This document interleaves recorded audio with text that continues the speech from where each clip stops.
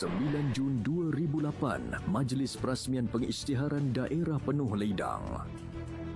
Pada hari ini dalam tahun 2008, Majlis Perasmian Pengisytiharan Daerah Penuh Leidang disempurnakan oleh Duli Yang Maha Mulia Sultan Iskandar Ibni Almarhum Sultan Ismail, Sultan Johor di Dataran Leidang, Muar Johor. Leidang yang menjadi daerah ke-10 di Johor ini berkeluasan 239,751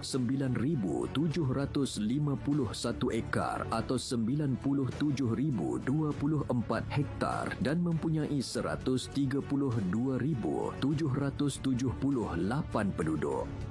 Ia merangkumi 6 mukim iaitu Tangkak, Kundang Teluk Rimba, Kesang, Serong, Gersik dan Bukit Serampang. Leidang berada pada kedudukan yang strategik di tengah-tengah Johor dan bersempadan dengan Negeri Melaka, Pahang dan Negeri Sembilan.